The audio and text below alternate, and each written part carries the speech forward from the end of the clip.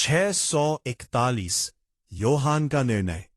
डिंग डिंग। हाँ, बधाई हो होस्ट, तुमने ट्रू स्पिरिट सोल रियल्म के छठे लेवल को प्राप्त कर लिया है। 7वें लेवल तक पहुंचने के लिए 8000 सेलेस्टियल यिन क्यूई की आवश्यकता है। डिंग। सभी physical status plus 200। Name Yohan Lin. Race human. Cultivation level true spirit soul realm का छठा level. Divine physique. Cultivation type dual cultivator qi cultivator. Title adorer. Blood line जीरे। Yin qi 650 ml। Celestial yin qi 14000 ml। Fame 330। Health 4000। Agility 3300। Strength 3650। जैसे ही योहान ने ये notification सुने, उसने अपनी आंखें खोल दी और सामने तैरती ट्रांसलूसेंट विंडो को देखने लगा, जहां उसके नए स्टेटस दिखाई दे रहे थे। कितना समय बीत गया जब से मैंने छठे लेवल के लिए कल्टीवेशन शुरू किया। योहान ने बुदबुदाते हुए अपने माथे से पसीना पोंछा। उसका पूरा शरीर उस गर्माहट के कारण पसीने से भीग चुका था, जो उसे अगले ब्रेक थ्रू के बाद महसूस हो रही थी। डिंग। होस्ट, तुम्हें सोल सबस्पेस में आए और छठे लेवल के लिए कल्टीवेट करते हुए लगभग 12 घंटे हो चुके हैं। तुम्हारी वर्तमान प्रगति को देखते हुए बाहर की दुनिया में कल्टीवेशन करके अर्थ रियल्म तक पहुंचना असंभव है। एक छोटा रियल्म प्राप्त करने में ही 12 घंटे लग गए, और हर अगले रियल्म के साथ तुम्हारी गति धीमी होती जाएगी। अब इसमें तुम कुछ नहीं कर सकते। मैंने 12 घंटे लगाए सिर्फ छठे लेवल तक पहुंचने में, योहान ने धीमी आवाज में कहा, और उसके चेहरे के भाव बदल गए। अगर वो बाहर की दुनिया में कल्टीवेट करेगा तो उसके पास अर्थ रियल्म तक पहुंचने का कोई मौका नहीं होगा। उसने अपनी मुट्ठी कस ली। उसके शरीर से एक खतरनाक आभा निकलने लगी, लेकिन अगले ही पल उसने गहरी सांस ली और खुद को शांत किया। एल्सा के पास बाहर की दुनिया में कितना समय है? उसने पूछा। ज्यादा नहीं, मेरे अनुमान के अनुसार लगभग 20 घंटे। तो फिर मेरे पास कोई और विकल्प नहीं है। अगर मैं बाहर कल्टीवेट करूंगा तो मैं सफल नहीं हो पाऊंगा, चाहे मैं कितना भी प्रयास कर लूं।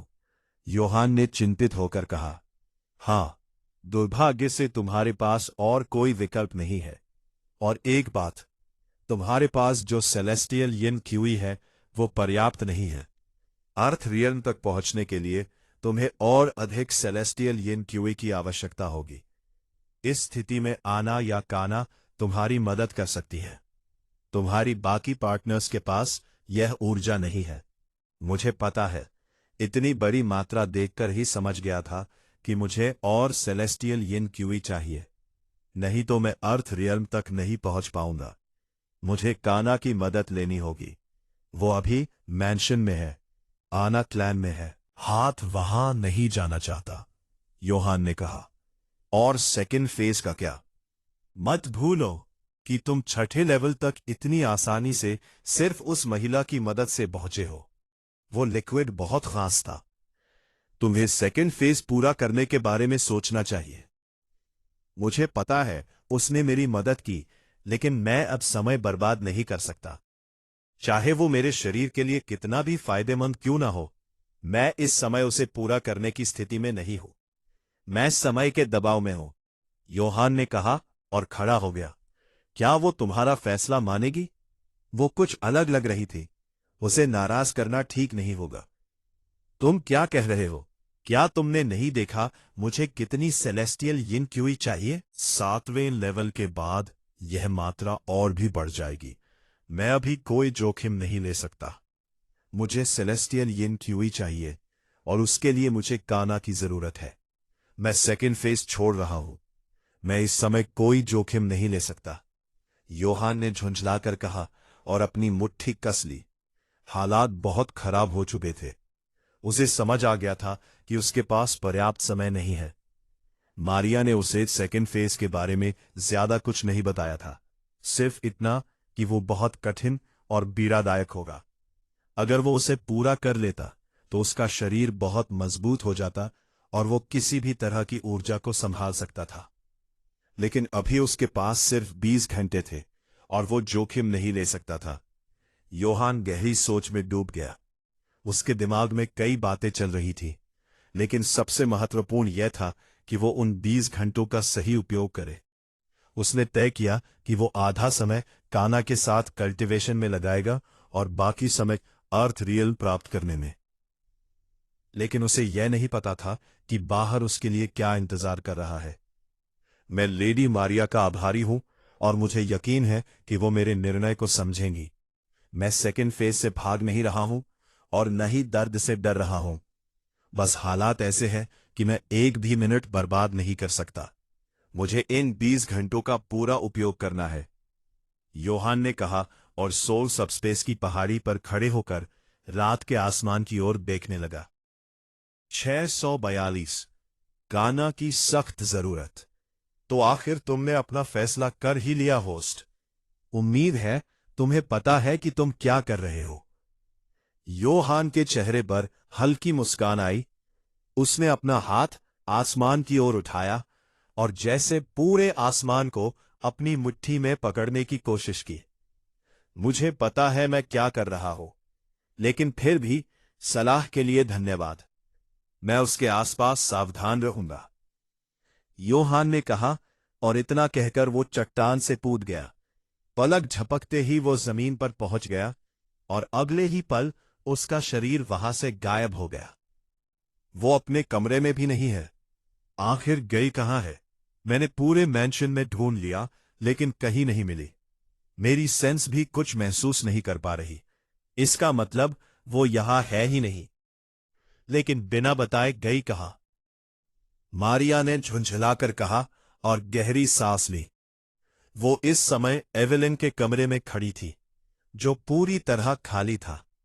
पिछले 1 घंटे से वो पूरे मैंशन में एवेलिन को ढूंढ रही थी, लेकिन उसे कहीं नहीं पा सकी। आखिरकार उसे समझ आ गया, एवेलिन यहां नहीं है। मैं उसे अल्केमी हॉल वाली घटना बताने के लिए ढूंढ रही थी। ये बहुत बड़ी बात है और उसे जानकर वो जरूर हैरान हो जाती। लेकिन मारिया उदास होकर बुदबुदाई। वो जानती थी कि अब उसे अकेले ही योहान को संभालना होगा। भले ही उसने अभी जो किया था वो बिल्कुल असंभव था। कुछ पल बाद उसने सिर झटक दिया। खैर, मुझे स्नो जिनसेंग तैयार करना होगा। वो लड़का काफी बेचैन है और मैं पहले ही आधा घंटा बर्बाद कर चुकी हूं। मुझे अब उसके लिए ये तैयार करना चाहिए, मारिया ने निराश होकर कहा और कमरे से बाहर निकल गई। कुछ देर बाद वो आखिरकार अल्केमी हॉल पहुंच गई। गहरी सांस लेकर वो अंदर गई। उसे लगा योहान अभी भी कल्टीवेशन कर रहा होगा और उसे अपनी आंखें खोलने में अभी समय लगेगा। इस दौरान वो सेकंड फेज के लिए स्नो जिनसेंग तैयार करने वाली थी, लेकिन उसे ये नहीं पता था कि योहान अपना फैसला बदल चुका है। अब वो सेकंड फेज में समय बर्बाद नहीं करना चाहता था। वो काना को सोल सबस्पेस में ले जाकर उससे सेलेस्टियल यिन क्यूई हासिल करना चाहता था। वो सब कुछ दांव पर लगाने वाला था, क्योंकि सोल सबस्पेस खुद भी सुरक्षित जगह नहीं थी। वो सिर्फ अपनी ही नहीं, बल्कि काना की जान भी खतरे में डालने जा रहा था। पता नहीं वो कहाँ गई। मारिया कुछ बोल ही रही थी कि अचानक रुक गई। उसकी नजर सामने से आते एक व्यक्ति पर पड़ी। योहान भी उसे देखकर रुक गया। योहान, मारिया ने धीमे स्वर में कहा। वह उसे देखकर चौंक गई थी। तुम कहाँ जा रहे हो? सब ठीक है ना? उसने थोड़ी अजीब तरह से पूछा। वह सोच रही थी कि वो अंदर बैठकर कल्टीवेट कर रहा होगा, लेकिन वह तो कहीं जा रहा था, वो भी बीच में ही कल्टीवेशन छोड़कर।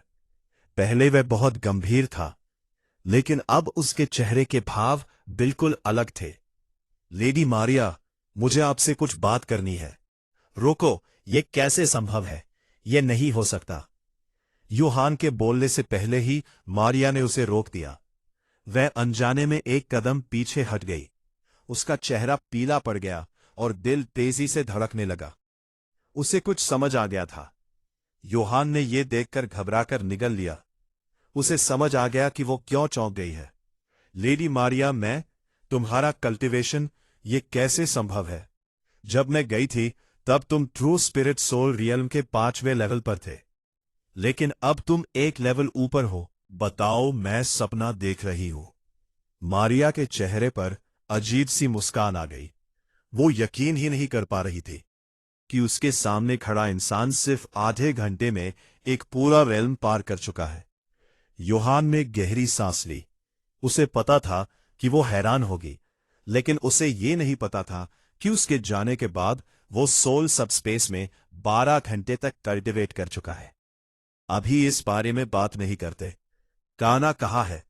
मैं उसे ढूंढ रहा हूं, लेकिन उसकी मौजूदगी महसूस नहीं हो रही। क्या वो लेडी एवेलिन के साथ है? योहान ने बात टालते हुए पूछा। तुम आखिर क्या बकवास कर रहे हो? पहले ये बताओ, तुम हो कौन? आधे घंटे में एक रेल्म कैसे पार कर लिया तुमने? लोगों को सालों लग जाते हैं और तुमने इसे कुछ भी नहीं समझा, और अब ऐसे दिखा रहे हो जैसे कुछ हुआ ही नहीं। मारिया गुस्से में उसके पास आई और सवाल करने लगी। योहान ने घबराकर लार निगली। उसे पता था कि वो सही कह रही है, लेकिन उसके पास समझाने का समय नहीं था। उसे काना चाहिए थी और जितनी जल्दी हो सके यहां से निकलना था, लेकिन उसे ये नहीं पता था कि हालात उससे कहीं ज्यादा खराब हो चुके हैं। काना पहले ही एवेलिन के साथ मेंशन छोड़ चुकी थी। अध्याय 643 काना की सख्त जरूरत, भाग 2। देखो, अभी मैं कुछ भी समझा नहीं सकता। मुझे काना को ढूंढना है, योहान ने कहा, और वो मारिया के सामने से जाने ही वाला था, लेकिन उससे पहले ही मारिया ने एक कदम आगे बढ़कर अपना दायां हाथ उसके सीने पर रख दिया और उसे रोक लिया। योहान थोड़ा चौंक गया और उसने मारिया की ओर अलग नजर से देखा। मारिया भी उसे गंभीर नजरों से देख रही थी। कुछ पल के लिए दोनों के बीच सन्नाटा छा गया। उनकी नजरें एक दूसरे से टकराई हुई थीं।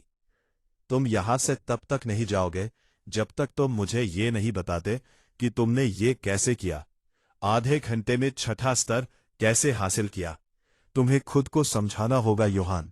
मुझे हल्के में मत लो। ये कोई खेल नहीं है, ये बहुत गंभीर मामला है।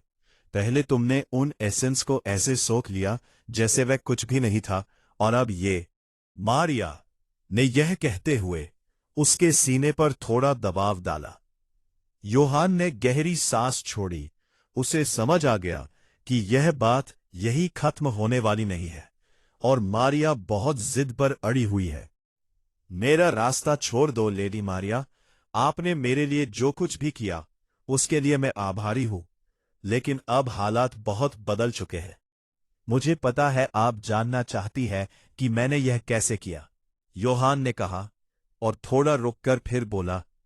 आपको इतना हैरान नहीं होना चाहिए, क्योंकि शुरू से ही आपको पता था कि मैं इतने कम समय में अर्थ रियल्म तक पहुंचना चाहता हूं।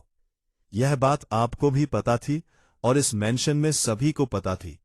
मैंने कभी किसी से कुछ नहीं छुपाया। यह तो सिर्फ एक रियल्म है जो मैंने हासिल किया है।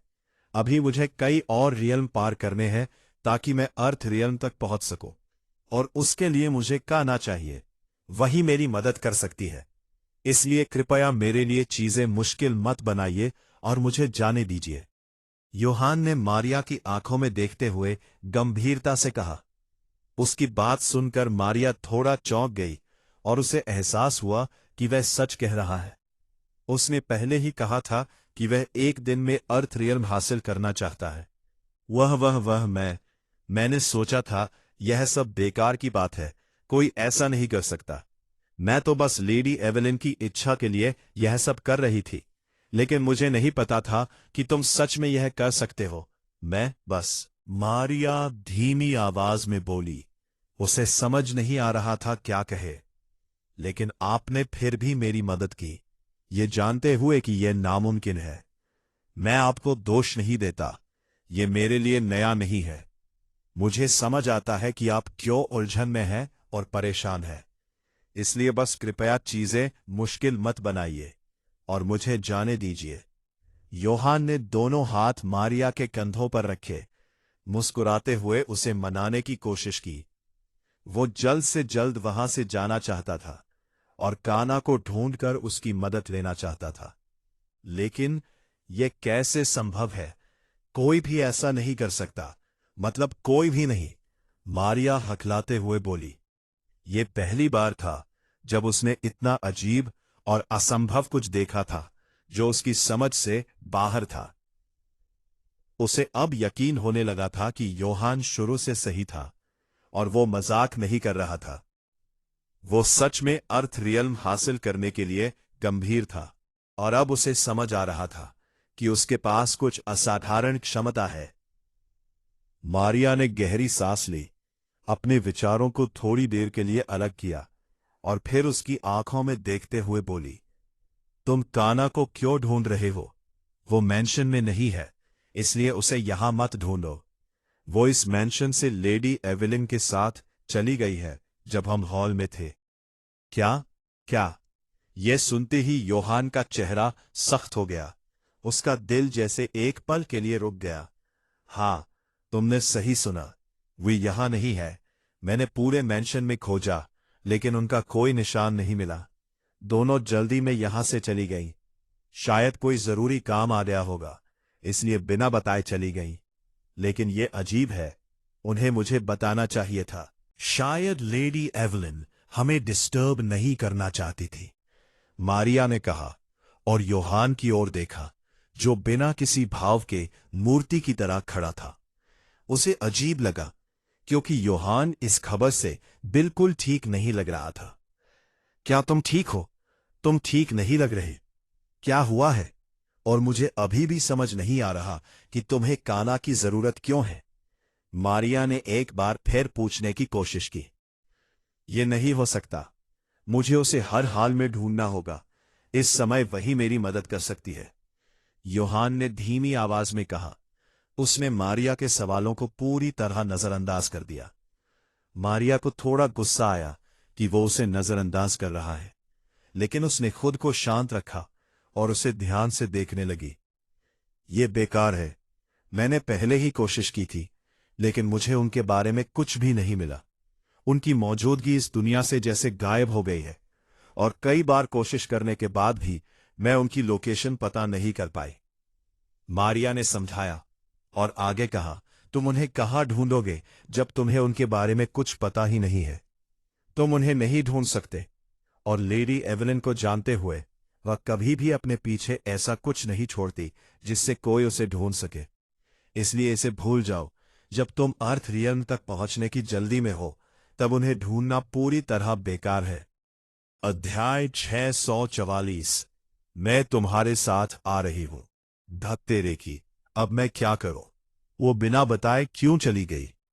योहान ने आंखें बंद की और गहरी सांस ली, अपने खराब किस्मत को कोसते हुए। लेकिन दूसरी तरफ मारिया सही थी।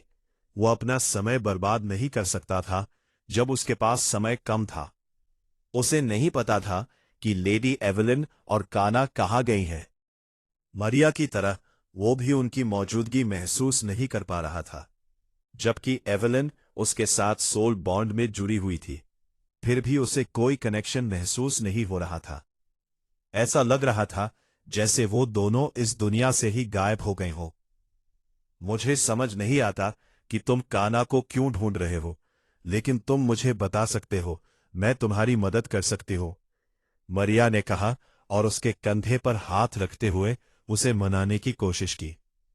लेकिन बार बार नजरअंदाज होने से वो अंदर ही अंदर परेशान और थोड़ी असुरक्षित महसूस कर रही थी। मुझे क्लैन वापस जाना होगा। तो क्या हुआ अगर काना यहां नहीं है? मेरे पास अभी भी मौका है। मैं वहां खाली हाथ नहीं जाना चाहता, लेकिन मेरे पास कोई और विकल्प नहीं है। आखिरकार योहान ने चुप्पी तोड़ी और अपनी आंखें खोल दी। मारिया के चेहरे के भाव बदल गए। उसकी भौहें सिकुड़ गईं ये सुनकर कि योहान अब आना के पास जाने वाला है। मेरी तरफ देखो, तुम बेवकूफ बच्चे, तुम कहीं नहीं जा रहे। और तुम्हें क्या हो गया है? मुझे ऐसे नजरअंदाज मत करो जैसे मैं मौजूद ही नहीं हूं। मुझे जवाब दो, तुम उन दोनों को क्यों ढूंढ रहे हो?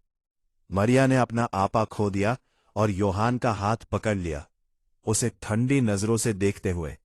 देखो, ये थोड़ा जटिल है। मैं तुम्हें नहीं बता सकता कि मैं उन्हें क्यों ढूंढ रहा हूं। योहान ने शांत स्वर में जवाब दिया। तो फिर यहां से जाने का ख्याल भूल जाओ। तुम कहीं नहीं जा रहे। और अगर तुमने इस हॉल से बाहर कदम रखने की कोशिश की तो मैं तुम्हें रोक दूंगी।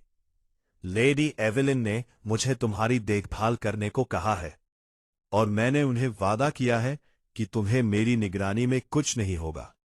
मारिया ने उसका हाथ कसकर पकड़ते हुए कहा। योहान थोड़ा घबरा गया क्योंकि वो उसकी बात को लेकर पूरी तरह गंभीर लग रही थी। कुछ ऐसी चीज है जो सिर्फ आना और काना ही मेरे लिए कर सकती है। मेरी हालत को देखते हुए मैं अब सिर्फ आना पर ही भरोसा कर सकता हूं, क्योंकि काना यहां नहीं है। योहान ने गहरी सांस लेकर मारिया की ओर देखा। मारिया उसकी आंखों को देखकर चुप हो गई। उसे समझ आ गया कि वो सच बोल रहा है। मैं तुम्हारे साथ चल रही हूं। आखिरकार उसने उसका हाथ छोड़ते हुए धीमे स्वर में कहा। योहान थोड़ा चौंक गया। लेकिन तुम मेरे साथ क्यों आना चाहती हो? देखो, तुम अपना काम कर चुकी हो और मैं उसकी कदर करता हूं, लेकिन तुम्हारे पास कोई वजह नहीं है मेरे साथ लिन क्लैन जाने की, योहान ने कहा। मेरा काम अभी खत्म नहीं हुआ है, बेवकूफ। तुम्हें अभी दूसरा चरण पूरा करना रहे ताकि तुम्हारा शरीर अर्थ रियल्म की ताकत को सह सके। तुम्हें मेरी जरूरत पहले से ज्यादा है, मारिया ने शांत स्वर में जवाब दिया। योहान कुछ पल के लिए चुप हो गया और उसके प्रस्ताव के बारे में सोचने लगा। वास्तव में अल्केमी में उसकी महारत उसके काम आ सकती थी। कुछ देर सोचने के बाद उसने गहरी सांस ली और सिर हिला दिया। ठीक है, जैसा तुम चाहो। अगर तुम मेरे साथ आना चाहती हो तो आ सकती हो। वैसे भी मेरे पास तुम्हें रोकने की ताकत नहीं है, योहान ने कहा, जबकि असल में वो उसे साथ ले जाना चाहता था। मुझे ये एटीट्यूड मत दिखाओ बच्चे। अगर तुमने मुझे हल्के में लिया तो पछताओगे। तुम्हें खुश होना चाहिए कि मैंने तुम्हारे साथ आने का फैसला किया। मारिया उसके करीब आकर बोली। योहान थोड़ा घबरा गया। वो उसकी खुशबू महसूस कर सकता था और उसकी नजदीकी से उसका शरीर हल्का कांप गया। ठीक है, समझ गया, योहान ने नजरें फेरते हुए कहा, क्योंकि वो उसकी आंखों में नहीं देख पा रहा था। बाहर इंतजार करो, मैं दूसरे चरण के लिए जरूरी सामान लेकर आती हूं, फिर मिलते हैं, मारिया ने कहा और वहां से चली गई। योहान ने गहरी सांस ली और पीछे मुड़कर उसे जाते हुए देखा। वो डरावनी है लेकिन भरोसेमंद भी है। वो मेरे काम आ सकती है और वो एक ताकतवर कल्टीवेटर भी है। और हॉल से बाहर निकल गया। उसी समय मारिया हॉल के अंत तक पहुंची और रुककर पीछे देखा। योहान जा चुका था। आखिरकार मुझे कोई मिला जो मेरे काम आ सकता है। उसका टैलेंट डराने वाला है और मेरे थोड़ी मदद से वो मेरी तलवार बन सकता है, जो उन सब को खत्म करेगा जिन्होंने मुझे इतना दर्द दिया है। मैंने बहुत इंतजार किया है और अब मुझे वो मिल गया, मारिया ने मुट्ठी भींचते हुए कहा। धत्तेरे की ये सब क्या हो रहा है? समय के साथ मैं अपने लक्ष्य से दूर होता जा रहा हूं। और जब मैं रिवर शोर सिटी पहुंचूंगा तब क्या होगा? मैं जल्दी में निकल आया। मैंने मां को कुछ नहीं बताया। वह मुझे मार डालेगी। और वो बूढ़ा भी बिना बताए चला गया। मुझे उसे बताना था, लेकिन किस्मत खराब थी। इससे पहले कि मैं कुछ करता, हालात फिर खराब हो गए, योहान ने झुंझलाते हुए कहा। Chapter 645 I required lots of yin QE. Alchemy hall के बाहर योहान खड़ा था और अपने नसीब को कोस रहा था। उसे बिल्कुल अच्छा नहीं लग रहा था यह सोचकर कि उसे बिना कुछ हासिल किए वापस क्लैन जाना पड़ेगा। लेकिन सबसे बुरी बात यह थी कि उसे वहां सबका सामना करना होगा, खासकर एलेना का। उसे पूरा यकीन था कि रिवर शोर सिटी वापस जाने पर चीजें उसके लिए आसान नहीं रहेंगी। क्या तुम रेडी हो निकलने के लिए, योहान? अचानक पीछे से एक आवाज आई। उस जानी पहचानी आवाज को सुनकर योहान अपने ख्यालों से बाहर आया और मुड़कर देखा। मारिया उसके पीछे खड़ी थी और मुस्कुरा रही थी। किसी कारण से वो थोड़ी बदली हुई लग रही थी, जिस तरह से वो उसे देख रही थी। लेकिन योहान ने इस पर ज्यादा ध्यान नहीं दिया और जवाब देने से पहले सिर हिलाया। हाँ, मैं रेडी हूं निकलने के लिए, लेकिन क्या तुम्हें लगता है कि यहां से जाना सही होगा? लेडी एवलिन और काना यहां नहीं है और आना भी लिन क्लैन में है। उनकी गैर मौजूदगी में यह जगह अनप्रोटेक्टेड हो जाएगी। अगर कोई यहां घुसने की कोशिश करे तो, योहान ने चिंता जताते हुए कहा। उसे पता था कि इस जगह पर बहुत से खजाने और कीमती चीजें हैं। उसकी चिंता मत करो, कोई इतना बेवकूफ नहीं है कि यहां आकर कुछ गलत करने की कोशिश करे। यह पूरे नॉर्दर्न रीजन की सबसे सुरक्षित जगहों में से एक है। कोई भी यहां घुसने की हिम्मत नहीं करेगा, मारिया ने मुस्कुराते हुए जवाब दिया। योहान ने सिर खुजाया और समझ गया कि वह बेकार में चिंता कर रहा था। हाँ, तुम सही कह रही हो, उसने धीरे से कहा। मैंने सेकंड फेज के लिए जरूरी सारे इंग्रेडिएंट्स ले लिए हैं। जैसे ही हम तुम्हारे क्लैन पहुंचेंगे, हम प्रोसेस शुरू करेंगे। मारिया ने उसकी तरफ अलग नजरों से देखते हुए कहा। यह सुनकर योहान ने गहरी सांस ली। इस समय वह सेकंड फेज के बारे में बिल्कुल भी सोचने के मूड में नहीं था। उसका दिमाग पूरी तरह उलझा हुआ था। वह सिर्फ इतना सोच रहा था कि कैसे ज्यादा से ज्यादा सेलेस्टियल यिन क्यूई हासिल करे और जल्द से जल्द अर्थ रियन तक पहुंचे। उसका पहला लक्ष्य था क्लैन पहुंचते ही आना को ढूंढना, और दूसरा सोल सबस्पेस में ज्यादा से ज्यादा सेलेस्टियल यिन क्यूई इकट्ठा करना, फिर अर्थ रियल्म के लिए कल्टीवेट करना। फिर से वही। इससे क्या हो गया है, यह अपने होश में नहीं लग रहा। मारिया ने गहरी सांस ली, योहान को फिर से खोया हुआ देखकर। छठे लेवल पर पहुंचने के बाद वह थोड़ा अलग लग रहा था। वह अपनी उपलब्धि से खुश नहीं था, बल्कि परेशान दिख रहा था। वह आगे बढ़ी और उंगलियां चटकाई ताकि उसे होश में ला सके।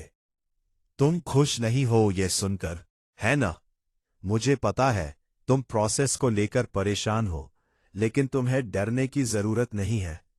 तुम्हारे टैलेंट के साथ तुम कुछ भी झेल सकते हो। अल्केमी हॉल में तुम्हें देखकर अब मुझे पूरा भरोसा है कि तुम जरूर सफल होगे।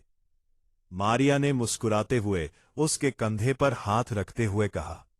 योहान ने सिर हिलाया और हल्की कड़वी मुस्कान के साथ उसकी तरफ देखा। किसने कहा कि मैं सेकंड फेज को लेकर परेशान हूं? मेरे दिमाग में और भी चीजें चल रही हैं और मुझे उन पर ध्यान देना है, उसने जवाब दिया। चलो यहां से निकलते हैं।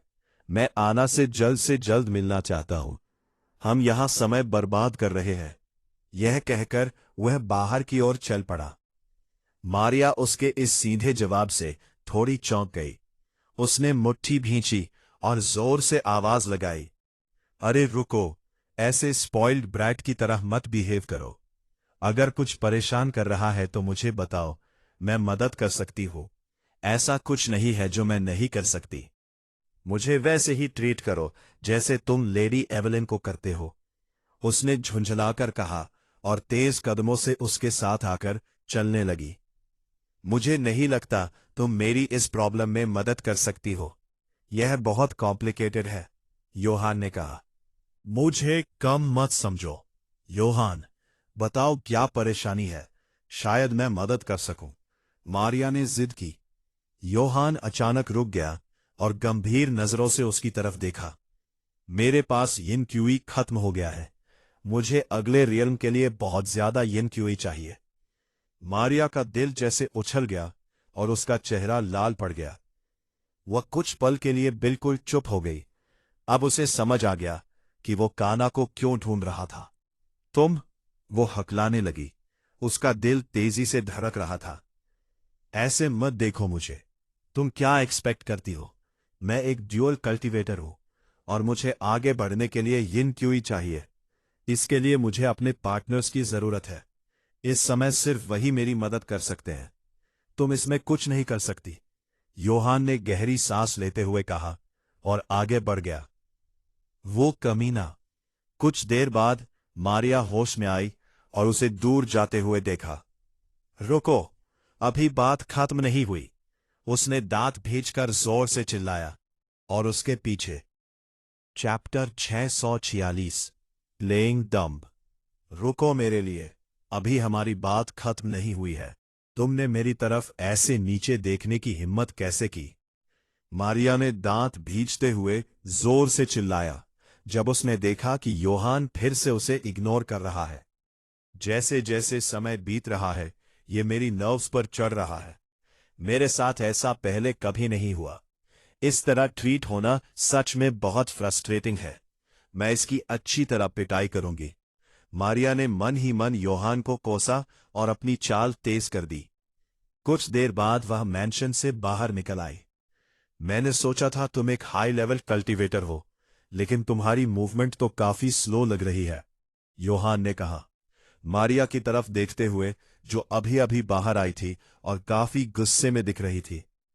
ये सुनते ही मारिया का चेहरा ठंडा पड़ गया, जैसे उसने उसकी नस दबा दी हो। तुम कमीने, तुम खुद को क्या समझते हो?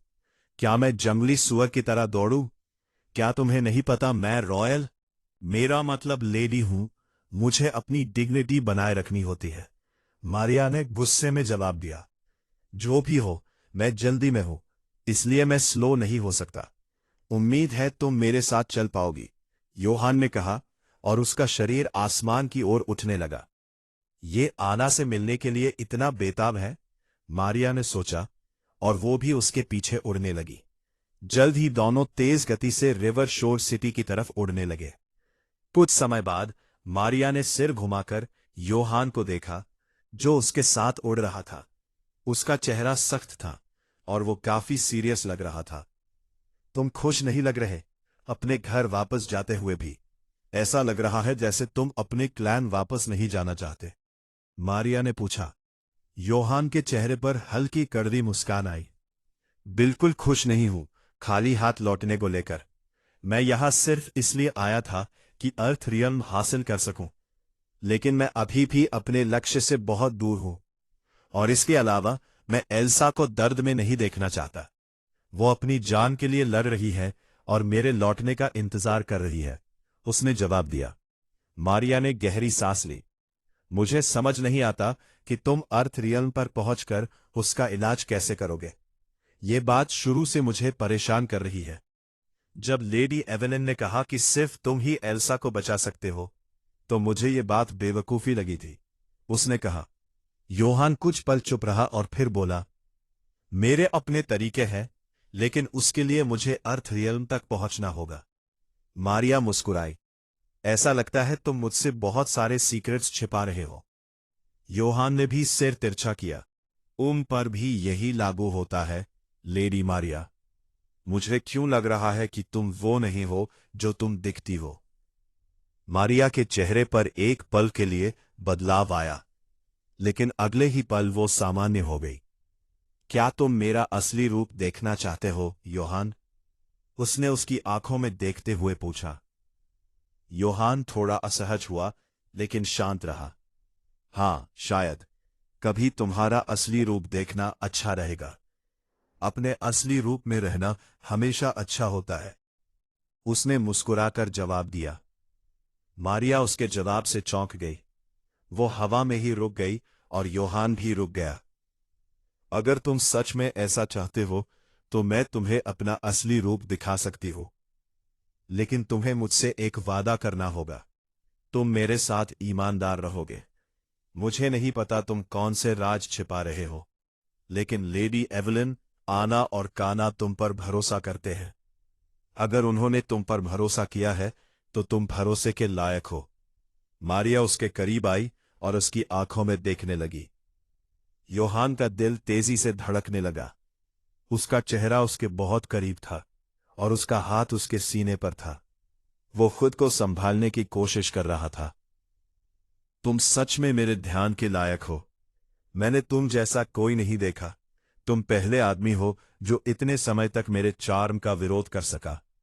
ज्यादातर लोग तो इतनी नजदीक आते ही घुटनों पर गिर जाते हैं। मारिया ने उसकी होठों को छूते हुए धीमे स्वर में कहा।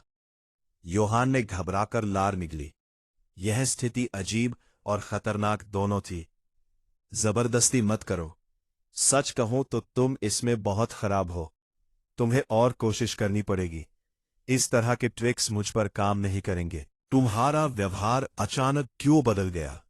योहान ने उसके कंधों पर हाथ रखकर उसे थोड़ा दूर किया। एक बात बताओ योहान, तुम सिर्फ काना और आना को ही क्यों ढूंढ रहे हो? तुम्हारे और भी पार्टनर्स हैं, लेकिन तुमने उनका जिक्र नहीं किया। तुमने कहा तुम्हें यिन क्यूई चाहिए, तो फिर इन दोनों में ऐसा क्या खास है? मारिया ने मुस्कुराते हुए पूछा। तुम क्या कह रही हो? योहान ने अनजान बनने की कोशिश की। मुझ पर भरोसा करो, तुम डम्ब बनने में बहुत खराब हो। तुम इससे ज्यादा स्मार्ट हो। चलो इस बात को अभी के लिए छोड़ देते हैं। हम लगभग पहुंच गए हैं। उसने आंख मारी और आगे बढ़ गई। योहान ने गहरी सांस ली और उसके पीछे चल पड़ा। कुछ देर बाद एक जाना पहचाना दृश्य सामने आया। हम रिवर शोर सिटी पहुंचने वाले हैं, योहान ने धीरे से कहा। हां, हम पहुंच गए, लेकिन कुछ सही नहीं लग रहा, मारिया ने गंभीर होकर कहा। तुम क्या कहना चाहती हो? योहान ने पूछा। कोई गड़बड़ है? मेरे पीछे आओ। यह कहकर उसने अपनी रफ्तार बढ़ा दी। Chapter 647 commotion outside the city gate. Yohan ने मरिया का पीछा किया क्योंकि वह कुछ अजीब बिहेव कर रही थी, और कुछ देर बाद वो उसके पास पहुंच गया। अरे, तुम पहले क्या कह रही थी? कैसा कमोशन? योहान ने पूछा। नीचे जमीन की तरफ देखो, सब समझ आ जाएगा, उसने उंगली से इशारा करते हुए कहा। योहान ने उसकी दिशा में देखा, और जैसे ही उसकी नजर जमीन पर पड़ी, उसके चेहरे के भाव बदल गए। ये तो लिन क्लैन के सोल्जर्स हैं। ये यहां क्या कर रहे हैं? योहान ने धीमे स्वर में कहा। वहां 30 से ज्यादा सोल्जर्स किसी चीज को घेर कर खड़े थे। मरिया ने भौहें उठाई। ये लोग तुम्हारे हैं? उसने पूछा। हाँ, ये रिवर शोर सिटी के लोग हैं, और मैं इनमें से कुछ चेहरों को पहचानता हूं, योहान ने जवाब दिया। उसे याद आया जब वो पिछली बार शहर लौटा था तो इन्हीं सोल्जर्स ने उसका स्वागत किया था। मुझे जानना है कि यहां क्या चल रहा है। ये कहकर योहान आसमान से नीचे उतर गया। मरिया भी उसके पीछे आ गई। जैसे ही योहान एक खूबसूरत औरत के साथ नीचे उतरा, सबका ध्यान उसकी तरफ गया। यंग मास्टर योहान, ये यंग मास्टर योहान है। सोल्जर्स आपस में उसका नाम लेने लगे और कुछ खुशी से उसके पास आ गए। सब ठीक है? तुम लोग यहां सिटी गेट से दूर क्या कर रहे हो? योहान ने पूछा। सभी सोल्जर्स हैरान हो गए और एक दूसरे की तरफ देखने लगे। यंग मास्टर योहान, आपको पहले की घटना के बारे में नहीं पता? क्या आप शहर में नहीं थे? एक सोल्जर ने पूछा। तभी आप यहां नहीं थे जब वो घटना हुई, दूसरे ने कहा। योहान ने भौहें सिकोड़ ली। कैसी घटना? मेरे जाने के बाद क्या हुआ? मुझे सब बताओ, उसने गंभीर होकर कहा। आइए आपको कुछ दिखाते हैं, एक मध्यम उम्र के आदमी ने कहा, और उसे अपने साथ चलने का इशारा किया। कुछ कदम चलने के बाद वो रुका और जमीन की तरफ इशारा किया। वहां 2 कटे हुए हाथ पड़े थे और आसपास की जमीन ताजे खून से भीगी हुई थी। ये देखकर योहान और मारिया दोनों के चेहरे बदल गए। ये क्या है? योहान ने फुसफुसाया। ये जनरल ड्रैगो के हाथ है। हम सब मानते हैं कि लेडी दिया ने उसके साथ ये किया। वही उससे लड़ रही थी। हमने जनरल को देखा था, वो बहुत बुरी हालत में था जब कमांडर क्रूगर उसे लेकर गया, एक बुजुर्ग ने बताया। ये सुनते ही योहान का चेहरा सख्त हो गया। उसने ड्रैगो का नाम पहले नहीं सुना था, लेकिन उसे कमांडर क्रूगर याद था। शुरू से सब कुछ बताओ, योहान ने गहरी सांस लेकर कहा। बुजुर्ग ने सिर हिलाया। और पूरी घटना विस्तार से बताई। मारिया भी शांत खड़ी सब सुन रही थी, लेकिन लोग बार बार उसकी तरफ देख रहे थे। बस यही हुआ। हमें लगा था वो मॉन्स्टर हम सबको मार देगा, लेकिन लेडी दिया की वजह से हम बच गए। अगर वो समय पर नहीं आती तो पता नहीं क्या होता। लेडी दिया और लेडी आना की वजह से हम सुरक्षित हैं, उसने कहा। यह सुनकर योहान के अंदर गुस्सा भड़क उठा। वे हरामखोर इसकी कीमत चुकाएंगे। मैं उन सबको मार डालूंगा। उन्होंने हिम्मत कैसे की? उसने मुट्ठी भींच ली और उसकी किलिंग इंटेंट से आसपास की हवा कांपने लगी। सोल्जर्स डरकर पीछे हट गए। शांत हो जाओ, अभी खुद को खोने का समय नहीं है, मारिया ने उसके कंधे पर हाथ रखकर कहा। योहान ने गहरी सांस ली। तुम सही हो, अभी सही समय नहीं है, लेकिन जब मेरा समय आएगा तो जिन्होंने मुझे दर्द दिया है वो 1000 गुना कीमत चुकाएंगे। अच्छा हुआ दिया सुरक्षित है। अगर उसे कुछ हो जाता तो मैं पूरे रॉयल फैमिली को मिटा देता, उसने कहा। उसकी बात सुनकर सबके शरीर में सिहरन दौड़ गई। इन चीजों को उठाओ और लिन प्लान लेकर आओ। मुझे पता है इनके साथ क्या करना है, योहान ने उस बुजुर्ग से कहा और आसमान की ओर उठ गया। तुमने सुना ना? ये हाथ उठाओ और क्लैन ले जाओ, मारिया हंसते हुए बोली, और वह भी उसके पीछे उठ गई। वो खूबसूरत औरत कौन थी? एक सोल्जर ने धीरे से कहा। यंग मास्टर योहान तो प्लेयर निकला, मैं तो जल गया, दूसरे ने हंसते हुए कहा। तुम दोनों मरना चाहते हो क्या? बुजुर्ग गुस्से में चिल्लाया। फालतू बातें छोड़ो और काम करो। दोनों तुरंत चुप हो गए। अध्याय 648। योहान का नया साथी। यह जगह बहुत ज्यादा सैनिकों से भरी हुई है, मारिया ने कहा जब वो योहान के साथ खड़ी होकर उन सैनिकों की तरफ देख रही थी। कुछ ही पल पहले वे दोनों शहर में दाखिल हुए थे, लेकिन नदी किनारे बसे इस शहर के अंदर का हंगामा देखकर वे रुक गए। सड़कों को बंद कर दिया गया था और हर रास्ते पर सैनिक तैनात थे, जो लिन कबीले की ओर जाने वाले हर मार्ग को रोक रहे थे। मुझे ये दृश्य देखकर हैरानी नहीं हो रही, यह दादा लिन का ही काम है। जो सैनिक तुम सड़कों पर देख रही हो वे ज्यादातर लिन कबीले के हैं और सीधे दादा के आदेश में है, योहान ने जवाब दिया और शहर के शोर को नजरअंदाज करते हुए लिन कबीले की दिशा में देखने लगा। तुम कुछ अलग लग रहे हो, क्या तुम अपने साथी को लेकर चिंतित हो? मारिया ने उसे गौर से देखते हुए पूछा। योहान ने गहरी सांस ली और सिर हिलाया, फिर मारिया की ओर देखते हुए बोला, तुम मुझसे क्या उम्मीद करती हो? साफ है कि मैं उसके लिए चिंतित हूं। दिया ऐसी लड़की नहीं है जो किसी के हाथ यूं ही नोच ले। वो बहुत दयालु है और ऐसा कभी नहीं करेगी, जब तक कि उस हरामजादे ने उसे इतना गुस्सा ना दिलाया हो कि उसने उसके हाथ ही उखाड़ दिए हो। मारिया के चेहरे पर हल्की कड़वी मुस्कान आई। वो आदमी जनरल ड्रैगो कोई साधारण व्यक्ति नहीं है। वो शाही परिवार के अधीन काम करने वाले जनरलों में से एक है और अपने घमंड और आम लोगों के प्रति नफरत के लिए बदनाम है, उसने कहा, जिससे योहान की रुचि बढ़ गई। क्या तुम उसे जानती हो? योहान ने भौहें उठाते हुए पूछा। मारिया ने सिर हिलाया। मैं उसे व्यक्तिगत रूप से नहीं जानती, लेकिन उसके बारे में बहुत कहानियां सुनी है। वो उन लोगों को नीचा समझता है जो साधक कल्टीवेटर नहीं बने हैं और उन्हें कीड़े मकोड़ों की तरह देखता है। उसका गुस्सा भी बहुत खराब है। वो दूसरे जनरलों जैसा नहीं है। वो नियमों की परवाह नहीं करता और जो चाहे करता है, चाहे वो निर्दोष लोगों को मारना या पीटना ही क्यों ना हो। वो आगे बोली, अगर मैं गलत नहीं हूं तो तुम्हारी साथी किसी शाही या कुलीन परिवार से नहीं है। यही कारण है कि बात इतनी बढ़ गई और उसने सच में उसके हाथ उखाड़ दिए। उसने शायद कुछ ऐसा कहा या किया होगा जो वो सहन नहीं कर पाई। कारण चाहे जो भी हो, मुझे यकीन है कि वो खुद भी अच्छा महसूस नहीं कर रही होगी, योहान ने धीमे से कहा। उसने आंखें बंद की, दिया के बारे में सोचते हुए, फिर उन्हें खोलकर मारिया की ओर देखा। मेरे पीछे आओ, उसने कहा और लिन कबीले की हवेली की ओर उड़ने लगा। मारिया भी उसके पीछे हो ली। कुछ समय बाद वे दोनों लिन कबीले के मुख्य द्वार के सामने उतरे। रे, यह तो युवा स्वामी योहान है। तुरंत ही पहरेदारों का ध्यान उनकी ओर गया। प्रवेश द्वार पर पहले की तरह ही बहुत सारे सैनिक तैनात थे।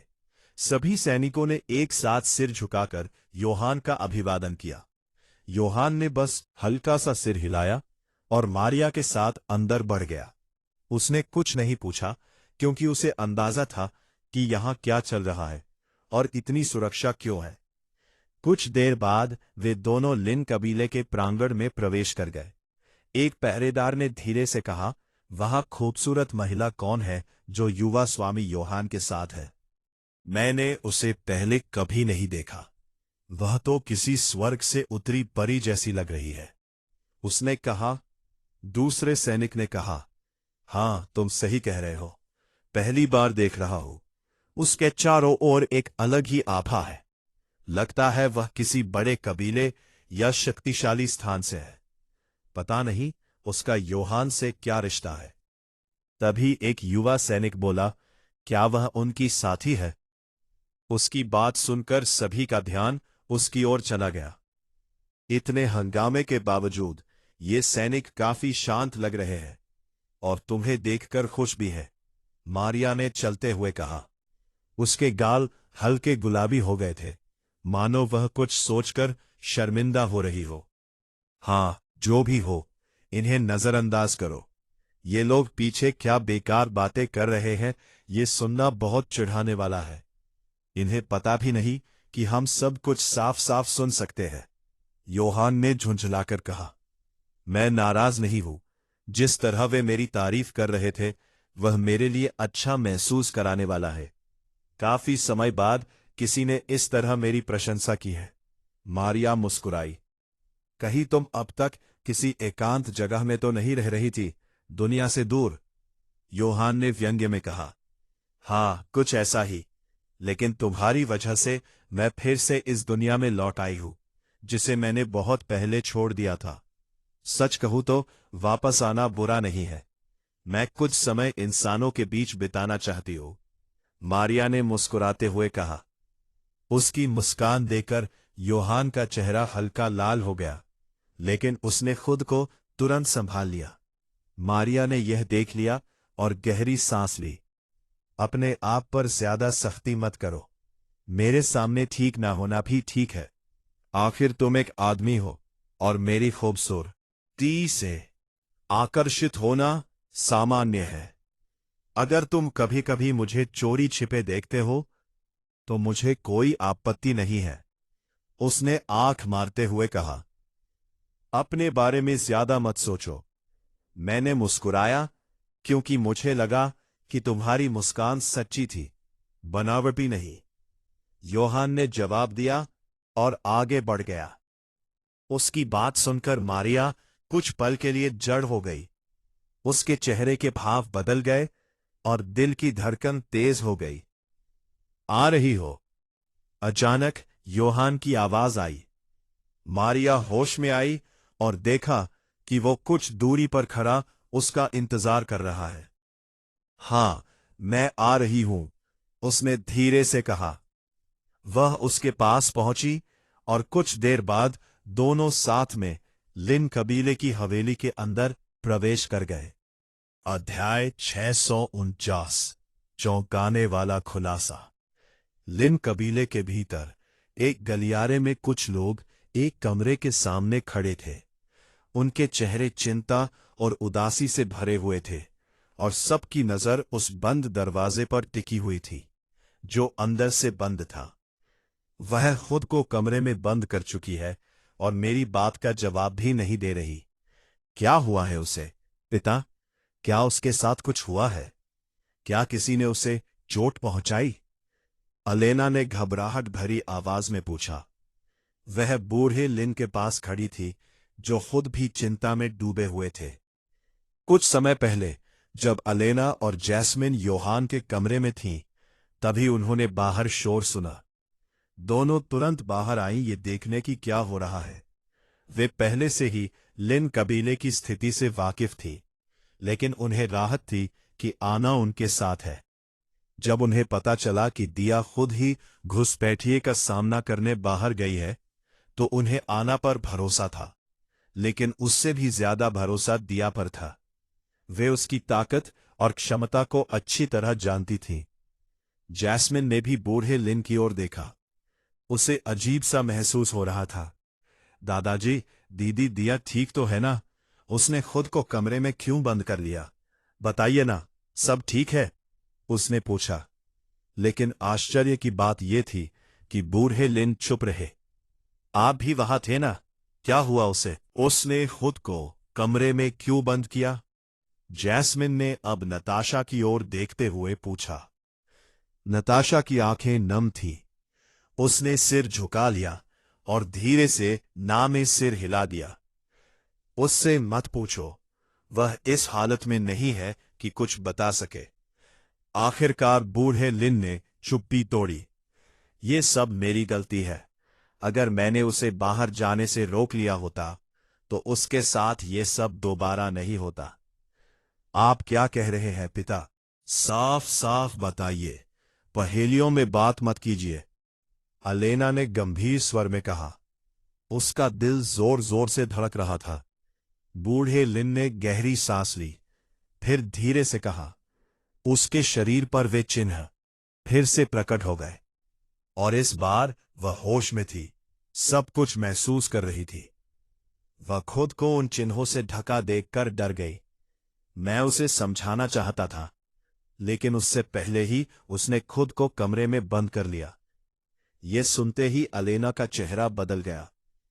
उसे वह पुरानी घटना याद आ गई, जब लियोन ने दिया के शरीर की जांच करने की कोशिश की थी और कुछ अजीब घटित हुआ था। उस घटना के बाद उन्होंने यह रहस्य सबसे छुपाने का फैसला किया था। ये बात सुनकर बाकी सभी लोग हैरान रह गए, सिवाय अलेना के। अब तक चुप खड़ी आना ने आखिरकार बोलना शुरू किया। तो ये पहली बार नहीं है। बूढ़े लिन ने उदासी से सिर हिलाया। नहीं, पहले भी ऐसा हो चुका है, लेकिन तब वह बेहोश थी। इस बार वह पूरी तरह होश में थी। ये उसके लिए बहुत बड़ा झटका था। अब मुझे अफसोस हो रहा है। हमें उसे धीरे धीरे सब बता देना चाहिए था, लेकिन हम उसे दुखी नहीं करना चाहते थे। इसीलिए हमने यह बात उससे और उससे जुड़े किसी भी व्यक्ति से छुपा ली। अलेना ने गुस्से में अपनी मुट्ठी भींच ली। हमने कभी किसी को नहीं बताया, यहां तक कि योहान को भी नहीं। मैंने ही फैसला किया था कि उसे ना बताए, ने होंठ काटते हुए कहा। लेकिन अब मुझे पछतावा हो रहा है। उसे यह जानने का हक है। आखिर वो उसका साथी है। यह आपकी गलती नहीं है, लेडी अलेना। आना ने आगे बढ़कर उसके कंधे पर हाथ रखा। मैंने पहले कभी ऐसे चिन्ह नहीं देखे, लेकिन मेरे गुरु शायद इनके बारे में कुछ जानते हो। आप चिंता मत कीजिए, वो निश्चित रूप से उसकी मदद करेंगे। मैं वादा करती हूं, सब ठीक हो जाएगा। वो अलेना को सांत्वना देने की कोशिश कर ही रही थी कि अचानक उसके चेहरे के भाव बदल गए। क्या हुआ? अलेना ने धीरे से पूछा। सभी ने आना की नजरों का पीछा किया, और अगले ही पल अलेना का चेहरा भी बदल गया। कुछ दूरी पर योहान खड़ा था, और उसके साथ एक बेहद खूबसूरत महिला भी थी। सब लोग चौंक गए। नताशा और जैस्मिन ने अनजाने में एक दूसरे का हाथ पकड़ लिया, और आना का दिल एक पल के लिए थम सा गया। उस महिला से एक अलग ही आभा निकल रही थी। योहान, तुम आ गए, अलेना ने धीमे से कहा। लेकिन योहान ने कोई प्रतिक्रिया नहीं दी। वो पूरी तरह खोया हुआ लग रहा था। धीरे धीरे कदम बढ़ाते हुए वो उनके पास आया। उसके चेहरे पर कोई भाव नहीं था। वो दरवाजा नहीं खोल रही। हमने सब कोशिश कर ली, लेकिन वो जवाब नहीं दे रही, बूढ़े लिन ने कहा। योहान ने गहरी सांस ली और दरवाजे पर 2 बार दस्तक दी। दिया, मैं हूं, दरवाजा खोलो। उसकी आवाज कांप रही थी। उसका मन पूरी तरह उलझ चुका था। उसे अभी अभी पता चला था कि दिया के साथ पहले भी कुछ अजीब हो चुका है, और उसे इस बारे में कुछ भी पता नहीं था। अध्याय 650। मैं एक राक्षस हूं। उस गलियारे में खड़े सभी लोग दिया के कमरे की ओर उम्मीद भरी नजरों से देख रहे थे। उन्हें पूरा विश्वास था कि योहान की आवाज सुनकर वो जरूर दरवाजा खोल देगी। लेकिन अफसोस, कई मिनट इंतजार करने के बाद भी अंदर से कोई हलचल नहीं हुई। दरवाजा अब भी अंदर से बंद था और दिया ने कोई जवाब नहीं दिया। मुझे लगता है हमें उसे अकेला छोड़ देना चाहिए। बूढ़े लिन अपनी बात पूरी ही कर रहे थे कि तभी कुछ अप्रत्याशित हुआ। धड़ाम! योहान ने एक ही लात में दरवाजा तोड़ दिया। वहां मौजूद हर कोई ये देखकर दंग रह गया। कोई अंदर मत आना, मैं उससे अकेले मिलूंगा। इतना कहकर वो सीधे अंदर चला गया। नताशा और जैस्मिन ने एक दूसरे की ओर देखा। वहीं आना के चेहरे पर हल्की कड़वी मुस्कान आ गई। ये लड़का, बूढ़े लिन ने गहरी सांस ली। वो उसे अकेला नहीं छोड़ना चाहता। वो जानता है कि इस समय उसे उसकी सबसे ज्यादा जरूरत है। अलेना ने मुस्कुराते हुए कहा, लेकिन तभी उसकी नजर पास खड़ी मारिया पर पड़ी, जो कुछ दूरी पर खड़ी सब कुछ देख रही थी। मारिया ने भी मुस्कुराकर उसकी नजरों का जवाब दिया। अब सभी की नजरें उसकी ओर मुड़ गई। और योहान से तुम्हारा क्या रिश्ता है? सबको हैरानी हुई जब आना ने अचानक चुप्पी तोड़ी। उसकी आवाज में ठंडापन साफ झलक रहा था। मारिया ने भौहें उठाई, फिर गहरी सांस लेकर बोली, तुम्हें मेरे और योहान के रिश्ते से क्या मतलब? ये हमारे बीच की बात है। मैं तुम्हें जवाब देने के लिए बाध्य नहीं हूं, आना। तुम? आना का चेहरा गुस्से से भर गया। वहां का माहौल अचानक ठंडा और भारी हो गया। बूढ़े लिन ने घबराकर निगल लिया। उन्हें भी मारिया के बारे में जानने की जिज्ञासा थी। मेरा नाम अलेना है और मैं इस कबीले की मुखिया हूं। क्या मैं जान सकती हूं कि तुम कौन हो? क्या तुम योहान की परिचित हो? अलेना ने बीच में आते हुए शांत स्वर में कहा। आपसे मिलकर खुशी हुई, लेडी अलेना। मेरा नाम मारिया है और मैं योहान की मदद कर रही हूं, एल्सा को ठीक करने में। मारिया ने मुस्कुराते हुए जवाब दिया। तुम उस बेचारी बच्ची की मदद करने आई हो? अलेना ने आश्चर्य से पूछा। हाँ, योहान ने मुझसे उसे संभालने के लिए कहा है, मारिया ने सहजता से कहा। उसने कभी तुम्हारा जिक्र नहीं किया? आना ने एक कदम आगे बढ़ते हुए शक भरी नजरों से पूछा। जैस्मिन और नताशा भी उत्सुकता से मारिया को देखने लगी। ये पहली बार था जब वे उसे देख रही थी, और उसकी खूबसूरती, उसकी आभा, सब कुछ असाधारण था। मारिया हल्का सा हंस पड़ी। उसे इन महिलाओं की बेचैनी मजेदार लग रही थी। चिंता मत करो, मैं कोई संदिग्ध व्यक्ति नहीं हूं, और मैं ये भी स्पष्ट कर दूं, मेरा और योहान का वैसा कोई रिश्ता नहीं है। हम सिर्फ एक दूसरे की मदद कर रहे हैं, बस। इतना कहकर उसने आना के कंधे पर हाथ रखा। जैसे ही उसने ऐसा किया, एक पल के लिए उसके चेहरे के भाव बदल गए, लेकिन अगले ही क्षण सब सामान्य हो गया। तुम सच कह रहे हो? तुम्हारा और योहान का वैसा रिश्ता नहीं है? सबको चौंकाते हुए नताशा ने उत्साहित होकर पूछा। हम सिर्फ परिचित हैं, मारिया ने मुस्कुराते हुए जवाब दिया। नताशा ने राहत की सांस ली, मानो उसके दिल का बोझ हल्का हो गया हो। लेकिन जैस्मिन और आना अब भी संतुष्ट नहीं थी। उन्हें साफ महसूस हो रहा था, यह महिला जितनी दिख रही है, उससे कहीं ज्यादा रहस्यमय है। उधर इन सब बातों से अनजान योहान दिया के कमरे के अंदर खड़ा था। कमरा पूरी तरह अंधेरा और उदास था। दिया, उसने धीरे से पुकारा। उसकी नजर कमरे के अंत में बिस्तर पर पड़ी। वहां एक आकृति बैठी थी, कंबल में लिपटी हुई, और वो रो रही थी। चले जाओ, मुझे अकेला छोड़ दो। मैं नहीं चाहती कि तुम मुझे इस हालत में देखो। मैं अब वो दिया नहीं रही जिससे तुम प्यार करते हो। मैं अब एक राक्षस हूं।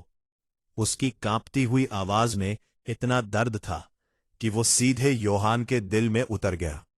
अगर आप अगला भाग चाहते हैं तो वीडियो को लाइक करें और रोजाना अपडेट के लिए मेरे चैनल को सब्सक्राइब करें। धन्यवाद।